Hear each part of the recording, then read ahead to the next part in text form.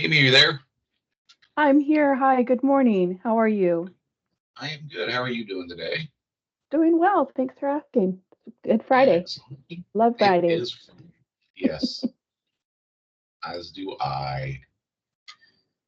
So I looked at the invite. Am I the only one that said yes to today's thing? No, actually, we have a couple of other members, and then Mercedes will be here to lead us. So we have Okay. Andre Beeler from the governor's office, and then Helen Wong from Meyer Memorial. Oh, excellent. Should be a good discussion. Yeah, looking forward to it. All right. Well, I'm going to turn my camera and mic off and wait for others to show up. Sounds good. I'll do the same. Thanks. Yeah.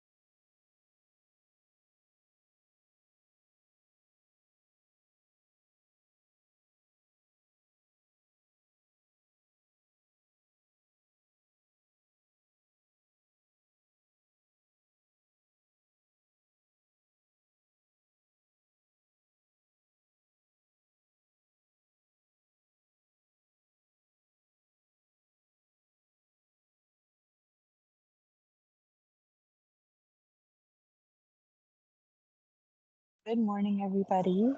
Happy Friday.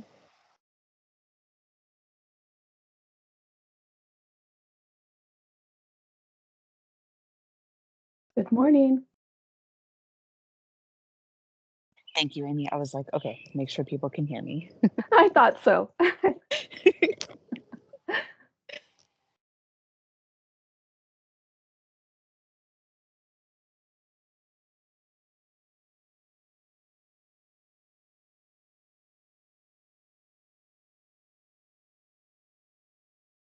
Okay. And then, Amy, are we expecting one more person? We are expecting Helen Wong. Okay. I guess if you give her a minute and then if she doesn't show up, I can ping her and see if she's able to join us. Okay.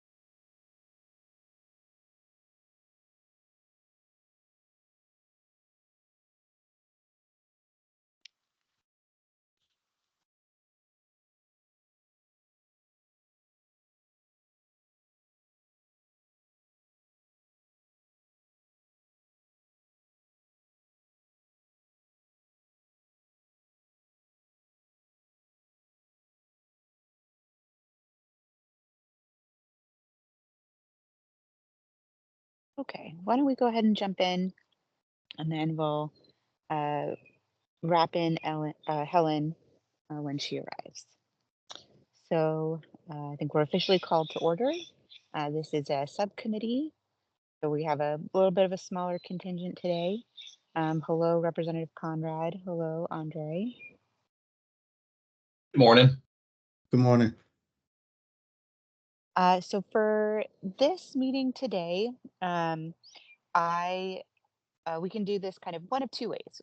The priority here is to definitely hear task force members' priorities as we've gone through these presentations, collected a lot of data and information about kind of current status quo. I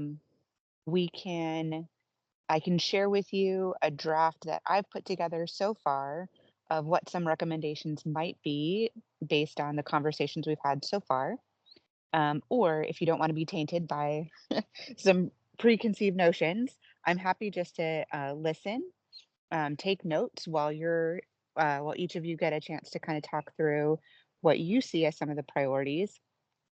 And even in that sense, we can divide them up among kind of administrative action, legislative action, and wages. I think the biggest goal that we have for our recommendations is definitely to make sure we're moving the needle on wages.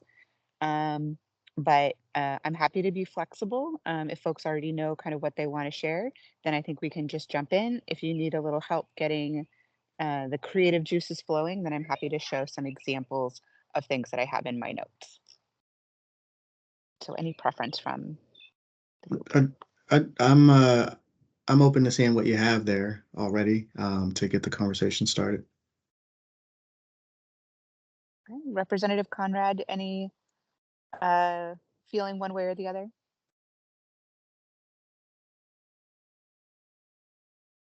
No, I'm good. Hi, Virginia, right? No, I'm sorry. Hold on one second. Yeah.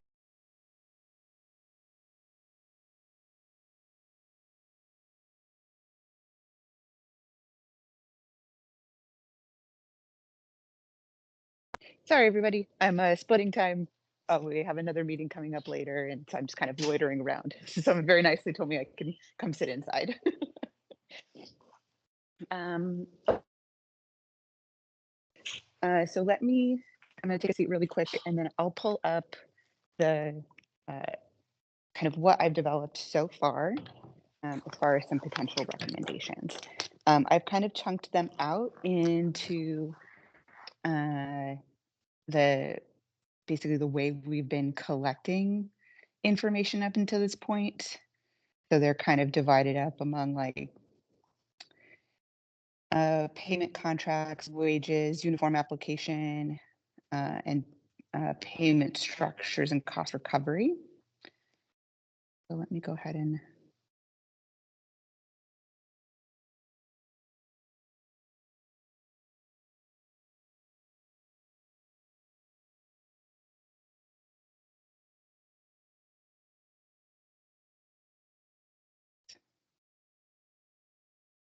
too many windows.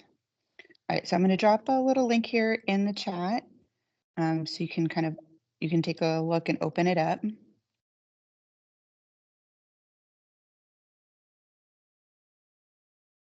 Oh, maybe I can't. For some reason, it doesn't want to let me send it. You need to add at least one more person to start a chat. Okay, sorry. Hmm.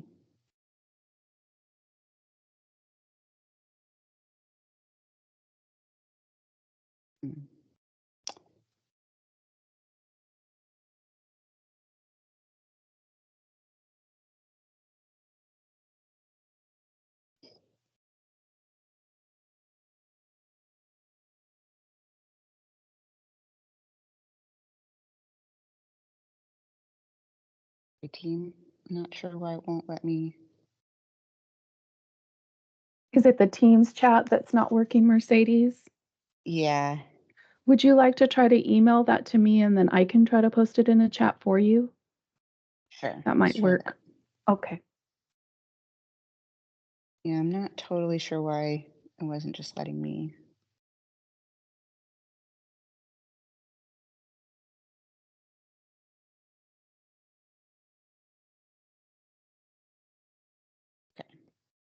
hopefully that went through.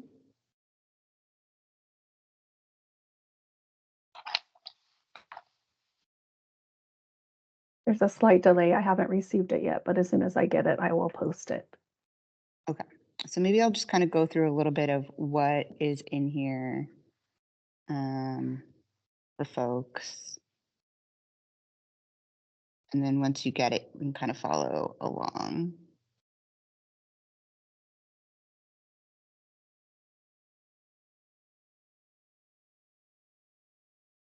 So under payment structures in particular, one of the things that has kind of come up in some of our discussions is essentially like who chooses, right? Like who is deciding these different scales. We learned that the departments, by and large, don't really engage with um, service providers when they're developing their recommendations for their current service level. And then when they do get a COLA adjustment, they are not necessarily including, providers in that mix. So one of the recommendations here is to have nonprofits engage directly with the departments around how they're developing those budgets.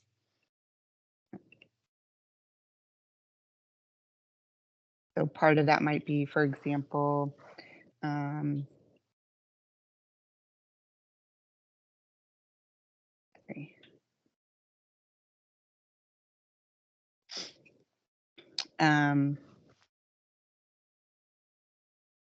Okay, so I'm starting on, okay, yes, maybe we should start on the top. Okay, so the top one is the payment and contract language. So one of the recommendations here is just to actually have some nonprofit partners work with DAS, since it seems like quite a few of the departments are directly using the DAS handbook, the templates, the training material.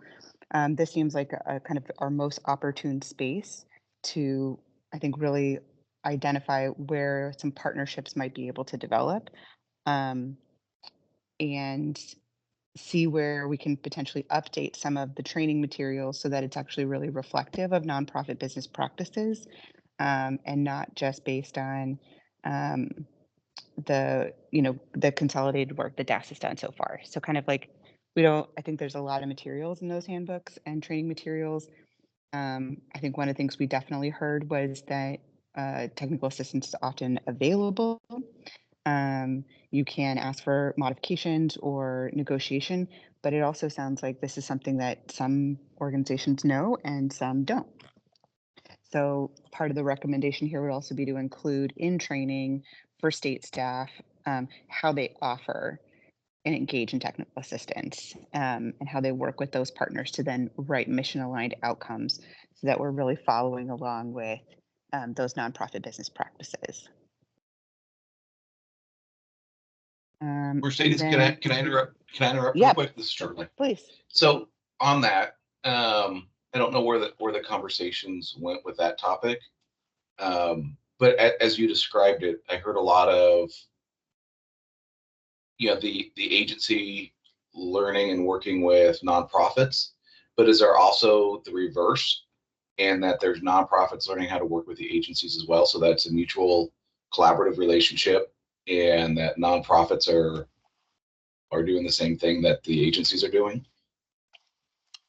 Yes, I think so. Because I think one of Okay. the things in here around the language, like on how to offer that technical assistance or how to like engage organizations that way, it sounds like a lot of departments actually have good resources to support organizations in better understanding, how to apply and how to do a report and how to make modifications to their contract. But organizations are not aware that that's information that they can ask for. And so it's almost like I feel like the staff have a bunch of resources that are not being tapped into for exactly what you're describing on like helping us to better understand how to work with that state agency, because there's not a consistent way in which organizations are being told that those resources exist or that they can even have those conversations. So we kind of need to make sure people are aware of what resources are even available at the table, so that both parties are being able to get the kind of training and information they want. I think there was one thing that did come up around when that kind of support comes into play that we could definitely look at. I think most of the departments said that they offer it like post a notice of RFP. So once they've posted it, then they open up a lot of space for asking questions and getting support on their application. But that's not the only time we'd want that to happen, right? Like we'd want that to be something that is kind of an iterative process for that organization as well. Okay, yeah, and I think it's important that we don't lose, and I think you're saying the same thing, that we don't lose or put the burden on the agencies to do everything. That nonprofits still need to advocate for themselves and ask the questions coming up. So, in that education side of it, any new nonprofits or any nonprofits that are new to applying for the first or second grant or a contract that may not know the process, but that they know that they can advocate for themselves and ask those questions too. So it's got to, my thoughts got to be mutual. Yeah, and I think especially for first-time applicants, right? Like that's going to be Yes, even more so for sure. absolutely. Okay, thank you. Okay. And then moving into the wages section. So one is that annual COLA inflation adjustment should be passed on to the grantees, and then kind of further that the department should obtain estimates from their providers for ongoing work. So that way, when they are submitting proposals for continuation, like current service level, they're developing that based on the actual cost of outcomes and not just on political feasibility. Because I think it is important that if something's not going to be funded or the funding is going to be reduced, that there's clarity on both the side of the state agency and the nonprofit how much work then will be reduced. The 15% de minimis was another one. This one's come up, I think, a couple of times. So now I think we started at the 10, but now that the OMB at the federal level has moved to 15, it seems to make sense to also move to 15. One difficulty I could see here is that we know that some of the departments are keeping admin for themselves to cover their costs. And so although allowing a 15% de minimis doesn't necessarily change the nonprofit organization's contract, it really just kind of shifts where the line items go. It's not necessarily an additional 15%. It could be a potential loss to the departments who've been keeping that admin to fund department level work. And then the last one here is establishing wage minimums for common positions. So we heard, for example, like the preschool programs do this. They have established wage minimums for certain roles. So it'd be kind of like a prevailing wage or working towards like a wage board for those common positions. This would be a lot more work needed, right? So like our recommendation would essentially be to establish this process because the amount of work to determine how many positions, which positions, what size of the contract, and those types of things, I think are a little bit more in the weeds, but I think we could make a recommendation that sets up a good framework here for what should come next. I did note here that there's definitely a bit of a fear around co-creating work with nonprofit partners because of a fear that it eliminates competition or it unfairly favors particular partners. But this also means that the departments are really building their assumptions on a bit of false ground because they're not working with the providers who are doing the work who can tell them what it costs. Instead, we see implementation delays and inefficiency because organizations are trying to, quote unquote, make it work with whatever funding happens to be approved rather than building a program to the scale that the state is requesting. And I think we should think about those funding allocations as the state is requesting a level of service to that dollar amount rather than requesting a service, having an arbitrary amount that they're funding it towards, and then the nonprofit trying to fill in the gaps. This would also then give the state much more, I think, clear data on what they're purchasing. Mercedes, this is Charlie again. Can I go back to the wage board part real quick? That third bullet point. Can you elaborate a little bit on that?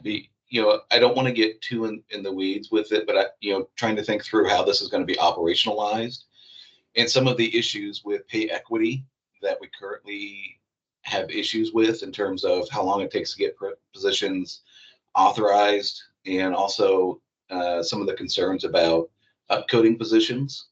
And then also, how does that translate down the road to auditing? Because that's really one of the concerns that I have, is the auditing and fiscal responsibility, to not make it overly burdensome.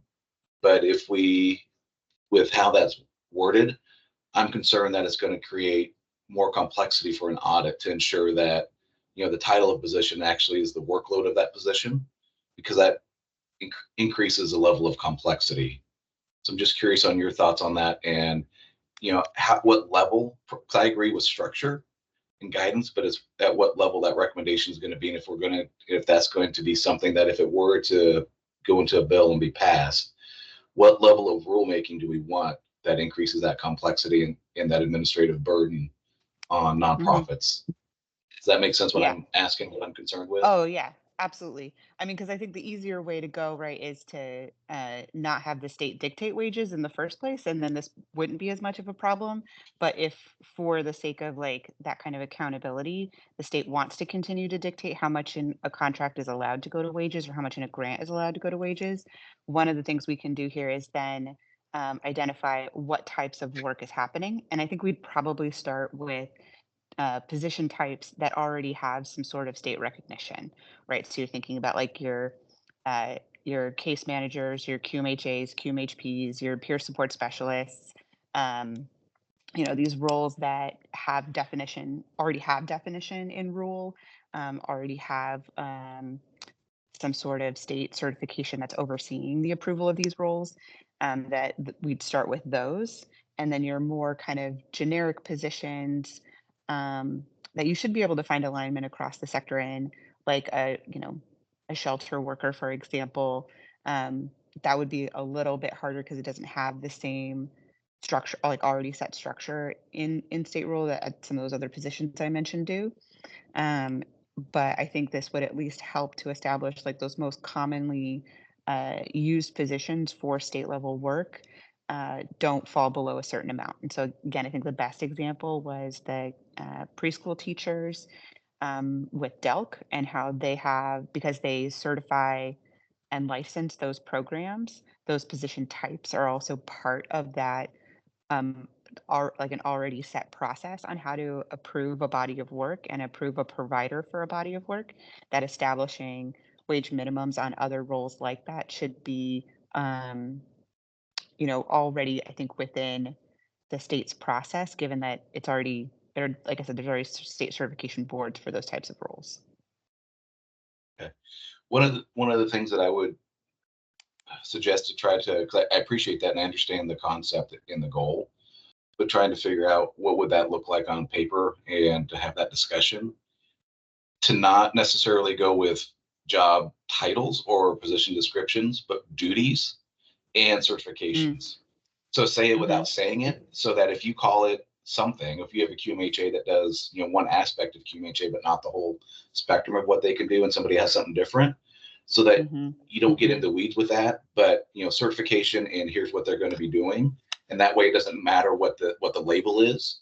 It's really what they're doing, which is the important side of it, and what they're certified to do, and all the training and experience and all that kind of stuff. Because again, once you start getting into a QMHA that's been out there for a year versus a 10-year, how is that going to look, and how is that audit going to look, and how is an agency going to evaluate what the right level of pay is for that? Should a 10-year QMHA get the same as a 1 year? No, but what does that actually look like when you operationalize it? Mm-hmm. Yeah, very well said. Thank you. Helen and Andre, also please feel free to jump in. Okay, and then I think the other big one here on uniform applications. So this is one I think we've heard from several different departments that something like this would be of interest, is a single statewide database or platform that allows organizations to essentially create a profile that contains all the minimum required information that any agency would ask for. So I have a couple examples like mission, vision, demographic served, services offered, board and staff compositions, 990, insurance coverage, right? Like no matter who you're applying to do what with, they're going to ask you for these same pieces of information. And we also heard that procurement asks, and then also after you've gotten an award, the program side will also ask.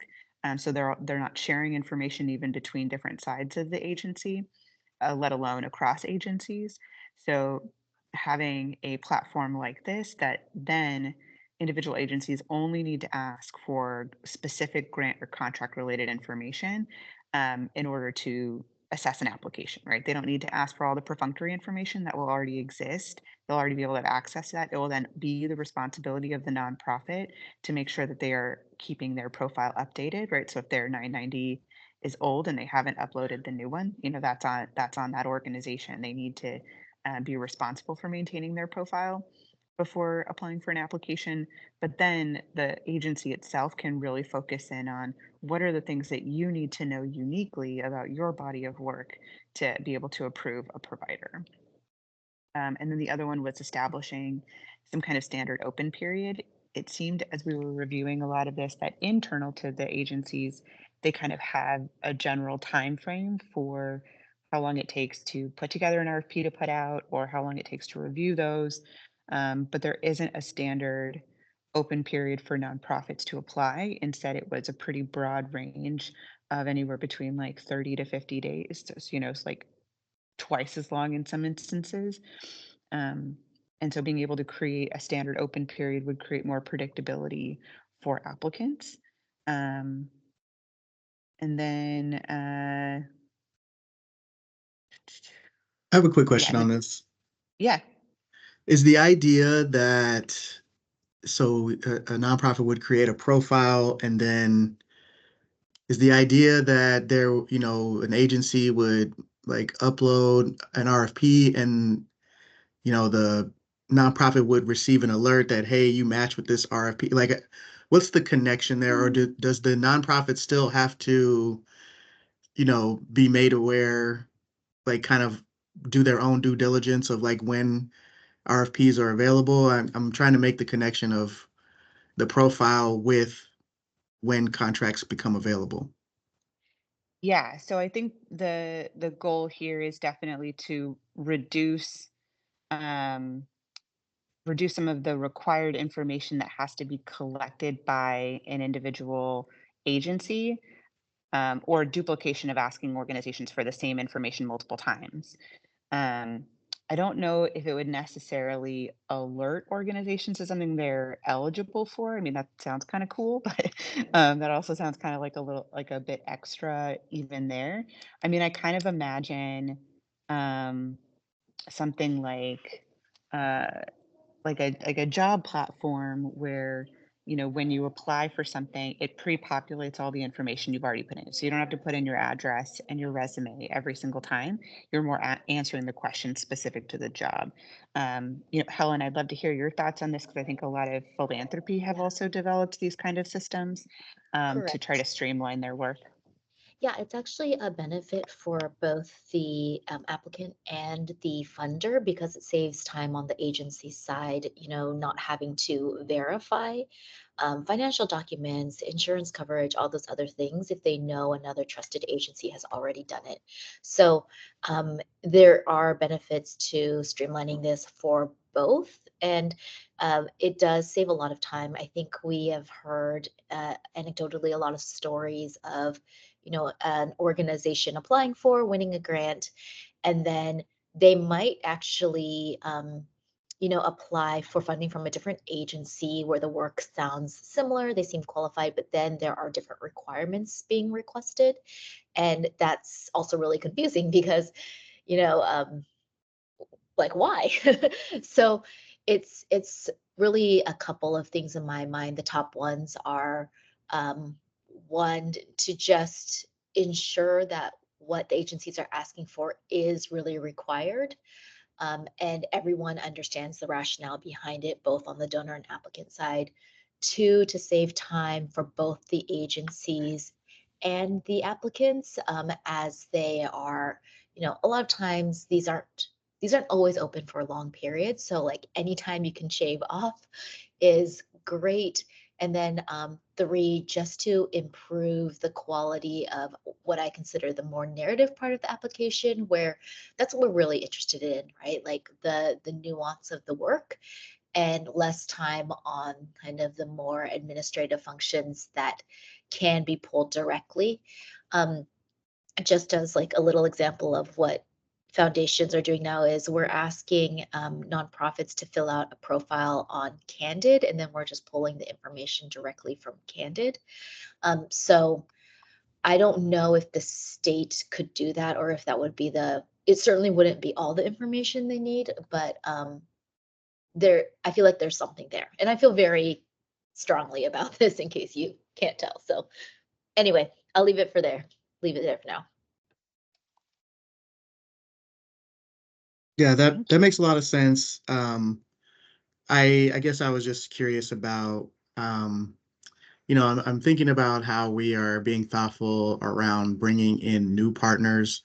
Um, a lot of times these things feel like, yes, they benefit pre-existing partners who kind of have, the ability to get ahead. And I can see the benefit for someone who is a little bit smaller, but I'm just trying to think of things from that perspective. So that's really helpful. Thank you. Yeah, and I also think Yeah, for and that.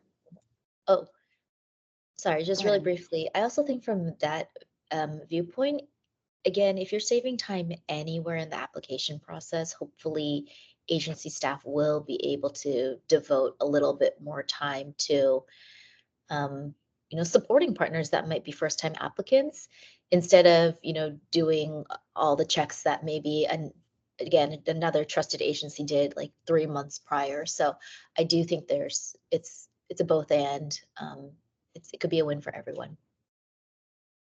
Yeah, and I just wanted to add, I think having some sort of uh, consolidated platform like this would actually be much more beneficial for smaller organizations. So, like an organization like mine, where I have, you know, 2 grants managers who are mostly doing a lot of this for me. It's more work for them. It's not very much work for me. So if I didn't have grants managers and I was doing all of this by myself, there would probably be a lot more applications I simply do not complete because I am doing so much repetitive work that I'm like, I really only have time to do this once. And I think also for the state agencies to really understand uh, that it's almost creating busy work. We have, at least in my agency, we have like a whole bunch of files that are just stuff that the grants managers and copy and paste because they're asked the same question so many times. They're not going to create a new answer every time it's developed. But if you don't have a grants manager and you don't have that kind of infrastructure, you are creating a new answer every time you're doing it, right? And so it's actually more work for smaller organizations, and larger organizations can bring on additional staff to make it easier for them to exist without this kind of platform structure. So that would be, I actually think this would be something much more beneficial for smaller organizations and first time applicants to um, be able to be seen equal, right? And not having to spend so much more time even. Okay, going down to the next page on payment structures and cost recovery. Uh, so one of the things that we did learn is that although most agencies have a goal for when they are trying to get payments out, they're not actually necessarily tracking this.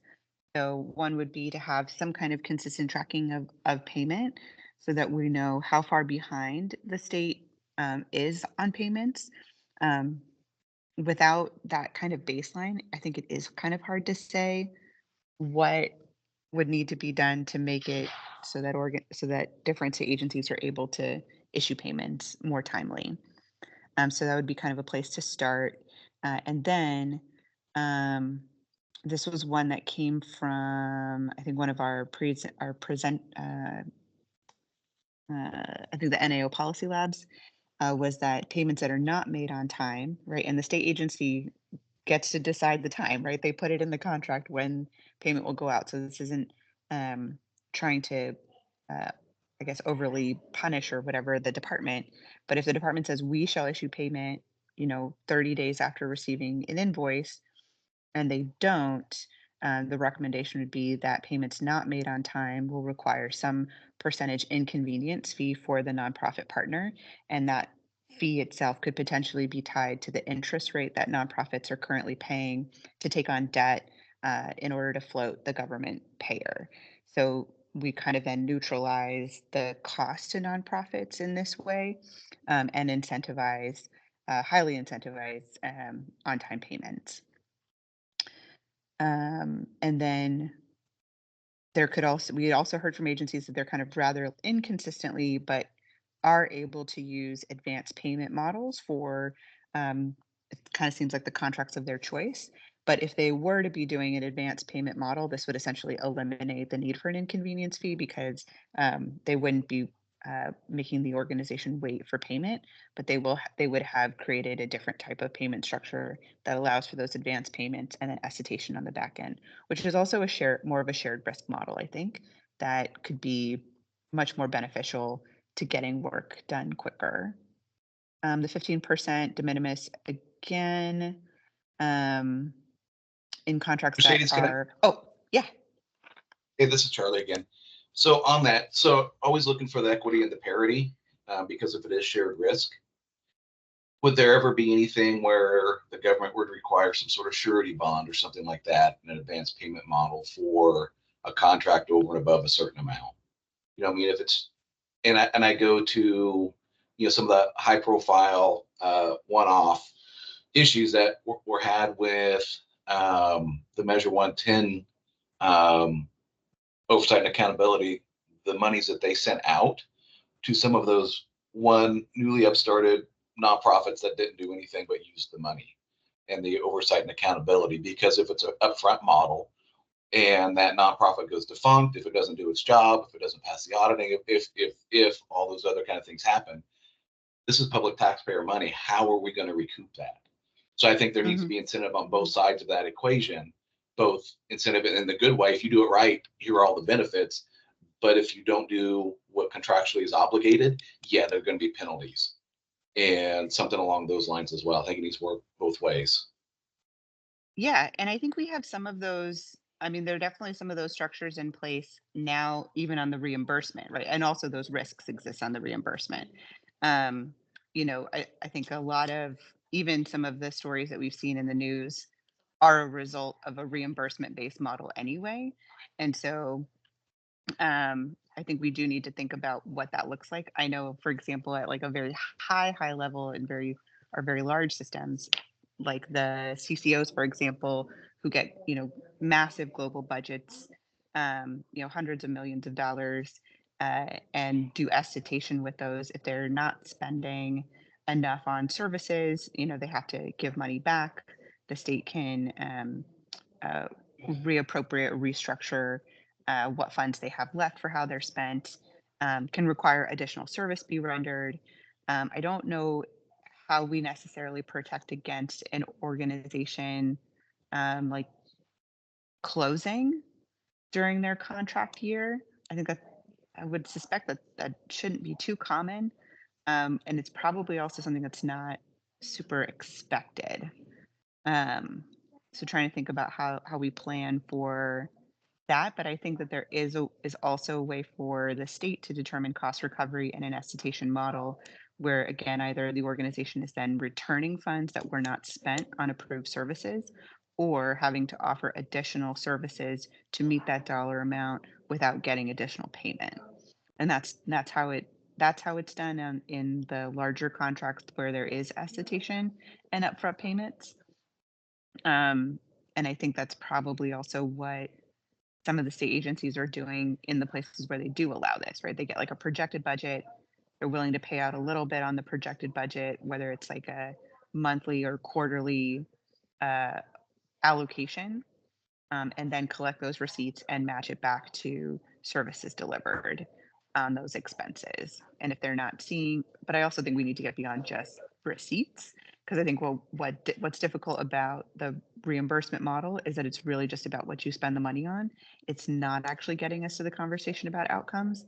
And I think this type of payment model that would require showing like that people were housed, that people were fed, that people were engaged in program, gets us more towards reporting on outcomes, whereas today we're mostly just reporting on expenditures. I agree with all that. And thinking ahead to how to sell this, the accountability for both sides, I think, should be there. And some of just one of your concerns about how this would look, if particularly if we go with, that there's that standard template that people fill out, that organizations fill out, which I completely think is a great idea for efficiency's sake. But, the verbiage of in the report to have it be along the lines of agencies should strongly consider an upfront payment model to organizations that have proved or that have met certain criteria to get at, okay, are they going to go defunct, or have they proven that they can use money wisely up front? So some sort of vetting, and the word encouragement. So it's not a requirement. I want to minimize, and I think is wisest to minimize any mandates, any prohibitions, but to use the encouragement for upfront payment models for everything that you're talking about, because in all sectors it might not work, and in all grant purposes it might not work as well. But just to make sure that there's some sort of vetting and that agencies are encouraged for that upfront payment model. Yeah, I think that's a really good point. And I think that's also why I have both these little bullet points here, which if you're going to do reimbursement, then you have to be doing it on time. If you, Mhm. Want to avoid the complications that might come with not paying on time, assessing whether or not it's a good partnership for an advance payment model could alleviate that risk on the state side, but it does transfer a little bit of that risk back over to the nonprofit, right? Versus Mhm. just the reimbursement model where payments are coming late, that then all the risk is on the nonprofit. It's not really a shared model. And I think that also, again, gets us back to then, are we actually a partnership? Are we actually getting the outcomes that we want? So I think that's a good call out around how are these options for the right kind of partnership and the right kind of program. Okay, where was I next? Oh, ensuring contracts that are longer than 12 months have some sort of inflationary adjustment. This kind of is a little bit of a repeat of the one earlier, that if we need to be clear about when outcomes and service delivery are being reduced or increased in the current service level, and really pulling that information from the true cost of the services. Let's see, projected payment, prepayment schedules or disbursement. This is a kind of similar to the one on top, that, for basic services, especially ones that require community members to pre-qualify for services. If we're doing a reimbursement model, we're actually delaying services that we've now said are guaranteed to that population. So how do we move those into more of a global type budget, a prepayment or regular payment schedule, to ensure that there's no disruption in service to those clients? So for example, looking at the wait lists that are built on programs because of the organization's constraints. So the state has said we want everyone to have this service based on their income, but then it's functionally limited because of just the underlying payment structure, that you don't get paid for a service until after you've rendered the service, rather than organizations being able to keep their doors open to serve everyone who is qualified based on the state's decisions of who is qualified. So this maybe is one of those examples, Representative Conrad, of where you might want something in particular for a particular service type that might look different than a grant program for a pilot project or something like that.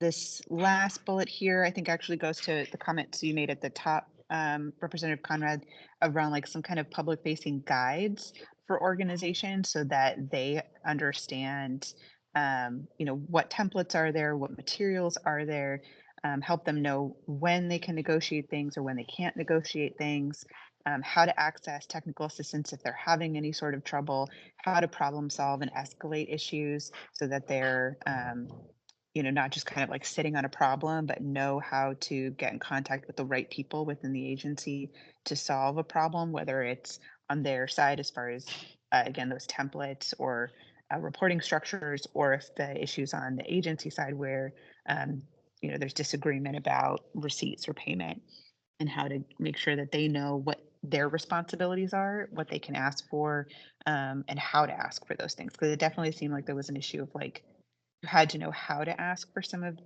um, these kind of negotiating factors. And if you didn't know and you didn't do it, then you might be essentially leaving some opportunity on the table. And so making sure that nonprofits know that if they need something, they need to ask for it, and they need to ask for it in this way.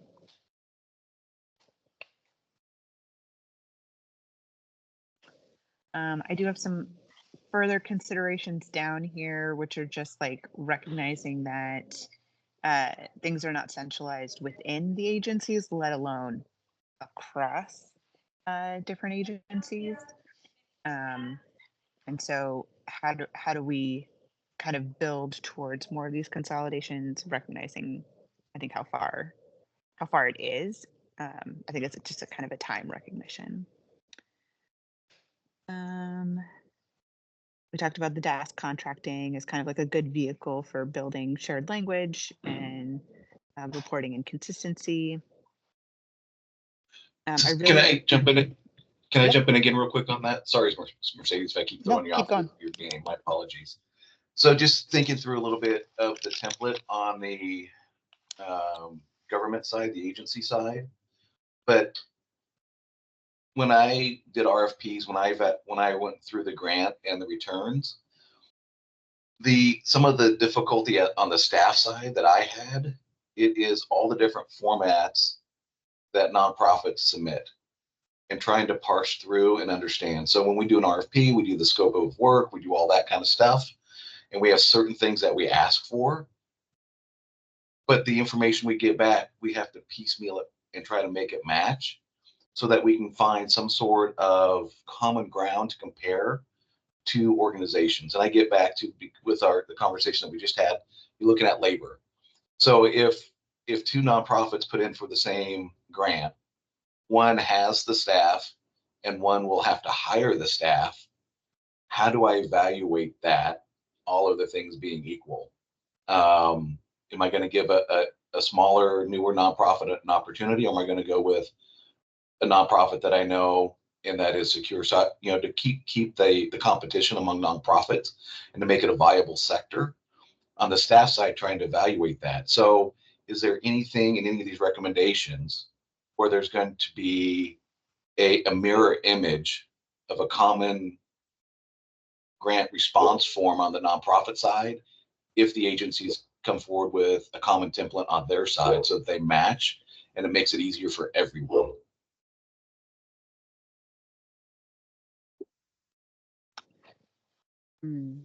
Does that make sense what I'm saying? Oh yeah, absolutely. I think, yeah, I'm trying to think through that because, go ahead, Helen. I'm not entirely clear what you're saying. So you're saying that agencies will send out requests to nonprofits and then they'll get information back that may or may not answer the requests? So what I'm saying is that if on the agency side, they come up Mhm. with a common template, Right. for information, and then obviously there'll be addendums or some variations depending on the specific grant and Right. sector and all that kind of stuff. As staff, when I evaluated responses coming from nonprofits, Uh-huh. I would get so many different forms and formats, verbiage, and not everybody would answer it the same way. Not everybody would use the same terminology and describe it. Yes. And not everybody has the same resources. So, I mean, the general, nonprofits, they want to sell themselves. All organizations want to sell themselves. We're the best, we're the greatest, all that kind of stuff. So you have to fight through the fluff to try to get to those details. So I'm kind of picturing this like a zipper. So you got the agencies and their templates. We need the matching nonprofits and their templates so that agency staff can evaluate the information better and more efficiently and compare nonprofits equitably and evaluate the differences. So like that labor example I used, how am I going to score, all things being equal, one agency has staff, one agency is going to have to hire staff, and looking at the timeline. So there's going to be some way to have to score that and evaluate the value side of that, of a smaller, newer, great versus an established one that I've worked with for a long time. Somebody's going to have to be told yes, somebody's going to have to be told no if it's a binomial thing. So just trying to figure out what can we do to make it easier for the staff to evaluate, because that's going to go to the same efficiency side of it. If I don't have to fight through, and if I don't have to have subjective characterizations of, well, they kind of answered it, is this what they're saying, and more phone calls, more and more emails, how can we make the process more efficient for both entities involved? Yeah, I think that's where the pre-application info sessions or training could be really helpful. I just want to be careful about the templates though, because and I actually think that clarity is a gift. So I agree, a lot of time, like, we create an application so we get the information that we need to make a decision. The only thing I want to caution is that a lot of organizations, particularly more mature ones, know how to navigate that, and they can and will tell funders what they know the funder wants to hear, whether or not they can do the work. And so I just want to make sure that we don't lose emphasis of, to your first question of who can get the work done. I think we at Meyer try to reframe it a little more as like who has the trust and connection within the community we're trying to serve, because that actually has been a much more powerful determining factor for the success and the longevity of work. And even when I was doing global development work, it was the same thing, right? So I'm not opposed to a template. I think it's a good idea. I think clarity, again, is great. I just want to be careful that whatever questions end up on those templates do not inadvertently bias the score one way or another. I agree. And that's why, to me, it's very important, because the more you leave it open to subjectivity for the score, and we always scored usually with 3 to 5 folks, so you had some differences, and we went with averages and different kinds of things. But yeah, the more subjectivity there is, you can get some wide-ranging scores. And so if we can decrease that on both sides, then again, hopefully we get to that clarity, and that any conversations are really going to be substantive and not, just the icing on the cake, trying to figure basic information out that you can actually get to it. And so that we can get to actually, awarding the contract and getting money out the door and the services provided, hopefully a little bit faster than what historically it takes. The state is horrible with its timeline. Yes. And so whatever, if we can shave a month off, I think everybody would applaud if we could shave a month off of this very, very long timeline. So, and I'm also looking at it with, what the state does. You're probably going to get some local governments that are going to emulate it as well. And, they're going to see if it works. And so there are some, even though we're talking state, there's some potential ripple effects that could also benefit for a lot of the local government grants and nonprofits out there as well. So. Yep. Yeah, I definitely agree. And I think where I was like just struggling a little bit is that if like we almost kind of need to get to the state agencies being consistent, because I, as a nonprofit, am not going to change my whole process and my whole language for an application that I know is going to look different next year. And that's going to look different the year after. And, I'm going to actually be pushing, if my program is, 10 years old, and I've been doing reporting and storytelling and logic model in a certain way, and every single year the state agency that funds that program, or every biennium, more likely every biennium, they ask for something a little bit different, a little slightly different. I have there's no security for me to change my process in that environment. There's no incentive for me to meet the agency where they are, because they keep changing where they are. So we kind of need to develop that consistency in both places. I think that's also what makes it harder for newer organizations, like, because I have the luxury of a 10-year-old program. And I can kind of say to my government partner, no, this is the way you should be asking for this information. This is the way you should be recording this information, because I've done this with 3 or 4 of your predecessors, versus a new program that's coming in, a new organization that's coming in, trying to structure their information in a way that makes them most competitive. They are going to change it every single time it changes to try to keep chasing the government partner. So I think we're putting more stress on those smaller organizations. So part of it is, I think we can definitely see the sector able to kind of shift and meet the state agencies where they are, but they need to kind of stop moving around a little bit and also get into a little bit of structure there for themselves as well. I 100% agree with everything you said, and so I guess my final comment is for the words on the page when it comes to the report is that we emphasize the partnership and that the agencies need to work, and we need to work with the nonprofits. They need to work as well, and to really make sure that there's that partnership tone comes out. Because I think that's going to be the selling part. If it comes out with agencies need to do this, and if it's read or perceived that it's only one-sided, I think some of these recommendations are going to be a difficult sell. But if there's equity across both sides, I think it's going to be much easier to sell some of these recommendations and hopefully get some of them enacted. Absolutely. And then I think the last thing in that section was I had one, sorry, Oh, I had one more thing on that. I just think that also that highlights, a need for, best practices in how RFPs are reviewed, among agencies, and including, diversity in your panels, for example. And I think that goes a long way too for helping the applicants understand, sort of how they're having the understanding of how they're going to be reviewed would actually, I think, kind of get to your point, Rep. Conrad, of like putting a little bit more clarity around, certain aspects of their application. So I would also just highlight the need for consistency around, the review process in itself. Yeah, that best practices, absolutely. And again, I get back to the experience of doing that. Depending on, we would have different reviewers depending on who was available, who could fit it in, and what specific things we wanted them to do. So sometimes we'd have a reviewer, and I would look at them and go, "You're the technical expertise. I need you to evaluate. If we're doing a computer thing, I need you to evaluate the technology behind this.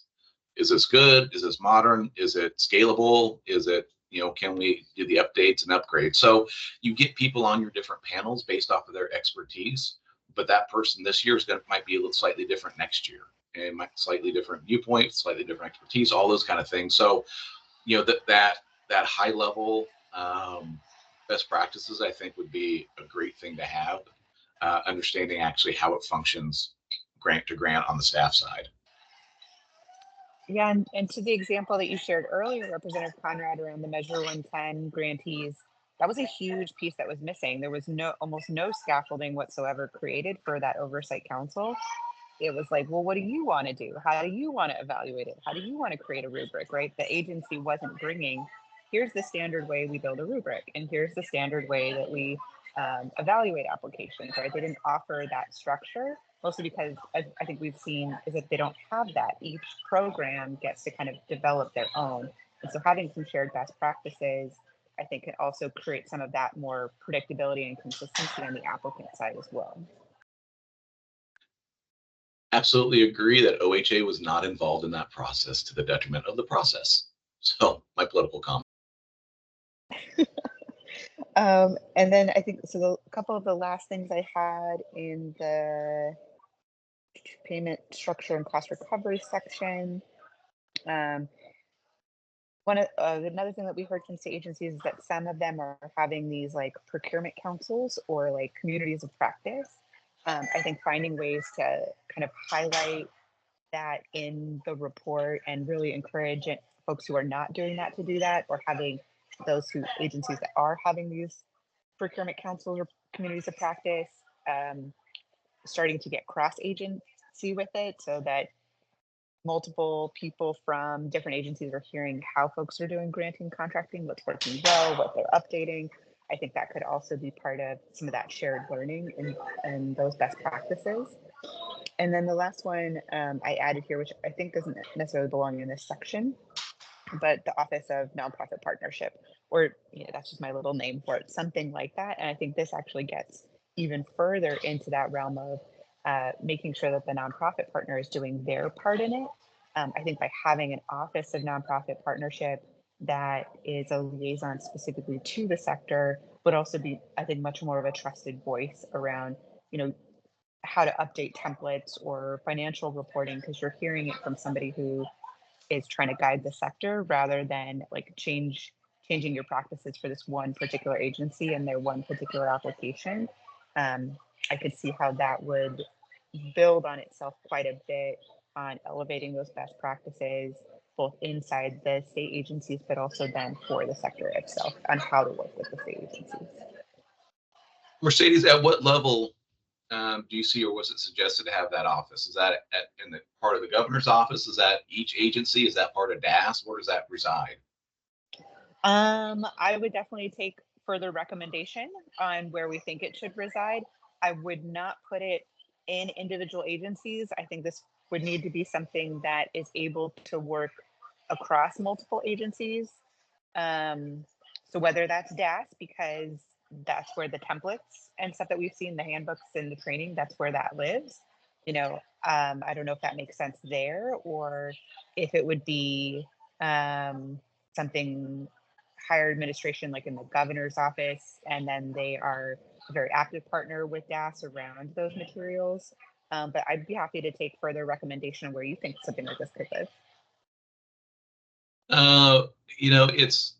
I would have to think through that to see where it would reside and what their overall function would be. And if it's going to be high level strategic policy, like Andre was saying, with coming up with the best practices and those. But again, selling this in the legislature, trying to make it bipartisan and recommendations that are worthy of discussion and or worthy of being enacted. That's government expansion. That's one more thing, one more agency, one more line item budget that's going to have to be funded. And so just cognizant of, as that gets described in the report, of how that's supported and justified and minimized, because that's one of the things that's going to be difficult to sell, is more government expansion, at least from my side of the aisle. Mm-hmm. So I think also being conscious of like what kind of cost savings could this type of structure offer if it was, like you said, results in reducing some of the timelines and process that are currently costing us both outcomes and money. Correct. And, is it going to be funded general fund, or is there some sort of fee structure that would go support it that's restricted funding that would go to do that? Because again, if it's general fund and now you have to stand up 5 or 6 different positions, including some sort of director position, you're going to be looking at $1.5 to $2 million a year in this overall thing that we're going to be looking at. But if you're looking at an office of 2 people, it's going to be very different. So again, really identifying what's needed and looking at that monetary side, but just understanding as that gets advocated that there are going to be some folks that aren't going to be thrilled with that suggestion. Indeed. Okay, so I think that was the last of my notes around potential recommendations. What's missing?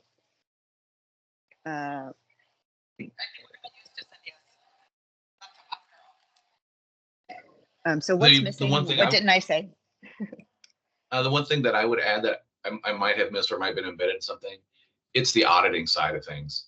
And so that there is a consistent, and maybe this is the best practices side, but that there is an audit of at least the standard audit, so nonprofits know what to expect and how to report and what that looks like. And then again, there might be some variability depending on sector, depending on certain aspects of the scope of work and the grant. But just so, again, you've got that basic understanding of here's what the audit looks like. It's not going to be surprised that OHA, DHS, and DELC are going to audit me on the same, 90% of the audit's going to be the same. And I've got the form to fill out. I know how to do it. And then there just might be some different variability. And that way you've got that standardized process. So if you do send in an audit, you know, everybody's going to require the same thing. You don't have to do it, same information 3 different ways. So you're talking about creating a single like standard state audit? Because I think we saw from the agencies, all of them are doing audits of their programs in addition to those who have to do audits for any sort of federal funding. Yeah, so my, you know, my recollection of those conversations and in talking to the nonprofits, it is that there are different auditing requirements or different formats for each agency. So how can we make it easier for nonprofits when you get that financial audit and reporting to understand what is going to be required each and every time? And again, so that all the nonprofits are using the same terms and the right terms, so that when somebody on the staff side of the agency looks through it, they know what to expect and how, and that the nonprofits know how to report it. So again, the same terms, same everything. And this is between agencies as well. So again, that you have all these large agencies that they have the same requirements, same template, and that as a nonprofit, you know that, you know, when you report X to OHA, it's going to be the same thing that you report to DHS or whoever else. Just to clarify, are we talking about a third-party audit, like a, you know, single audit that the federal government would run that would conform to like CFR guidance, but at the state level? Or are we talking about a different financial audit that is currently being done by every agency in a different way? Or are we saying like our goal is to kind of get to that standard where every auditing agency, third-party auditing agency, would understand a state standard and be able to present that in a format that conforms with state agencies' requirements? I guess a combination of all that, mainly. Okay, I'm just like trying to the- understand who's the responsible party, the most responsible party in this situation. Yeah, I mean, so just keeping it simple and not including any federal funds, because federal audits are going to be a little bit different. So No, I was just using that as an example. Yeah. So the financial reporting requirements, particularly if it's a front-loaded grant, you're going to have to report on the back end where you spent the money and how you spent the money. And, you know, there is a financial auditing and accounting. So getting towards, you know, what details are provided. So, you know, for me, if I were to front load an organization that has to hire staff to fulfill the requirements, the first things I'm going to be asking for are some of the basic details of when is your posting? When did you close it? When did you hire? Give me proof of the first paycheck they received. So getting into those details to show, you know, how much money was actually being spent and that I didn't pay you for time that you didn't have somebody actually fulfilling it. So the fiduciary responsibility, making sure that that's accurate. So in looking at it from the nonprofit side, when you get a financial audit, 8 different agencies have different requirements and they don't always have the same form. So how are you reporting your labor? How are you reporting your overheads? If we're going to go with the 15% standard de minimis, how does that look on it? So again, can you submit a form that has that, all that auditing, the financial aspects of it and the supporting documentation? And is that consistent across all agencies? If I misunderstood that agencies have different ways to go about auditing, different formats that information is reported back, then you can ignore what I'm saying. But if there is differences between the agencies, how do we standardize the basic information that is going to be required from the nonprofits? So again, you can cut and paste, fill in what you need to, and have that complete understanding. And then again, for Mercedes 10-year program, it's going to be different than the person that comes up the first time and going through their first reporting back on a front-loaded grant of how is that going to be audited. You know, what is your expenditure? What is your revenue? What is your overhead? How are you reporting your admin fees? How are you reporting this, that, and all the other line item issues that can come up to Right. support it, what you Right. paid. Okay. Yeah, I think I was just getting caught up on the use of the actual word audit and trying to understand if we were talking about an objective third party being paid to conduct an audit. But what it sounds like is we're talking about financial due diligence with supporting documentation. But that does bring up a slightly tangential item, which is just like clear definitions around the words that we're using as well in our recommendation. So I can leave it here for now, but thank you for clarifying. Yeah, no, and I'm sorry if I over answered your simple question. I use audit because in my head, even though it's not an official third party audit where you have some big accounting firm coming in, that's what staff do when they look at your financial. They audit to make sure that what you spent is actually fits within the parameters of the grant or the contract. Yeah, I think what you're kind of describing, Representative Conrad, is like the monthly invoice process. So like that's kind of what happens now is we render services and we submit an invoice with documentation of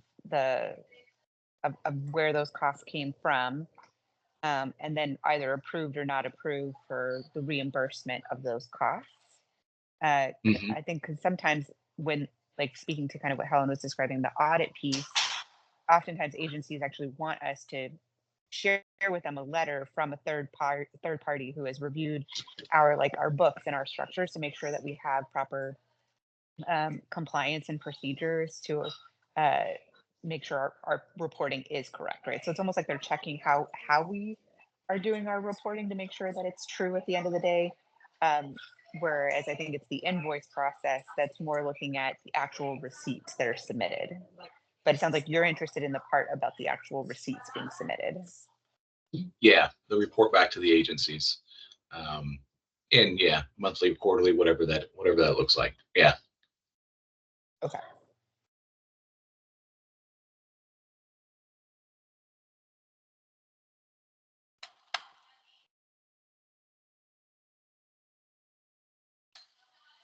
We've got about 18 minutes left.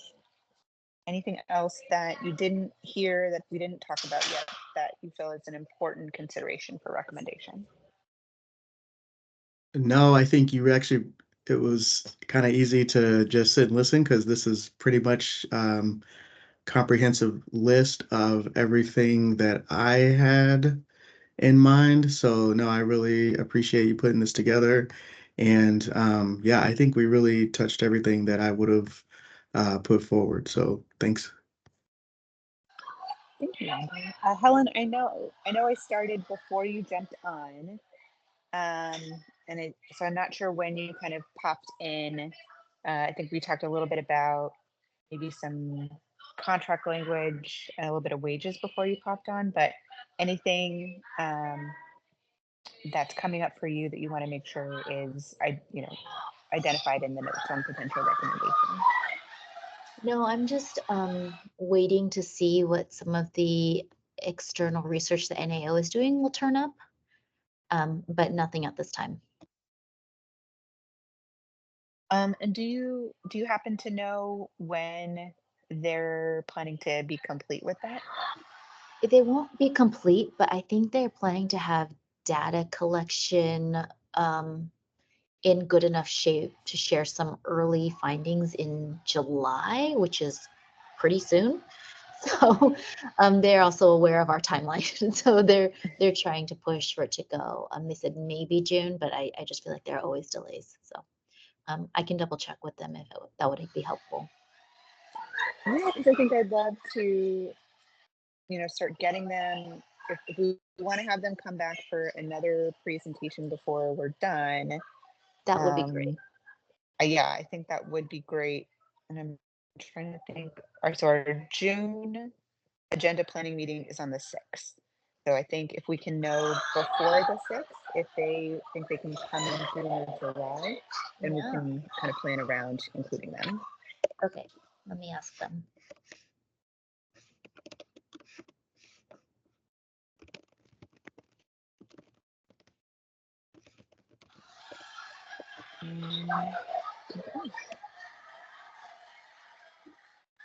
Well, I'm happy to hang on the call for another few minutes, just in case something jumps into somebody's head. But if you feel like you've shared your recommendations or things you want to see in this kind of initial list, I know you also are all first.